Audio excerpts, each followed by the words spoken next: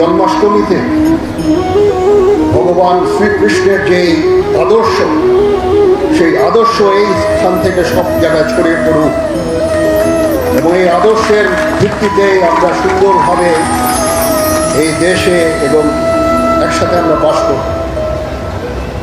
অনেকক্ষণ ধরে আমরা কথা বলছি, একই কথা বারবার আমি বলতে চাচ্ছি না। আমি জানি আপনারা অধীর আগ্রহে অপেক্ষা করছেন, একটা সুন্দর মিছিল হবে। আমি এই মিছিলে আপনাদের সবাইকে অংশগ্রহণ করার জন্য অনুপ্রাণিত করছি। আপনারা সবাই আনন্দ উৎসব করবেন এই ঢাকা শহরে। এটা একটা ঐতিহাসিক একটা অনুষ্ঠান ছিল। 19 শতকে এবং 20 শতকে এটা সবসময় হতো, তারপর একসময় বন্ধ হয়ে গিয়েছিল, আবার শুরু হয়েছে।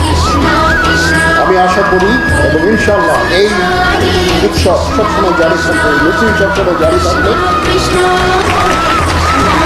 আমাদের পক্ষ থেকে যত ধরনের সাহায্য সহযোগিতা আপনারা চান, ইনশাল্লাহ আমরা সেই সমস্ত সাহায্য সহযোগিতা আমরা আপনাদেরকে দিব।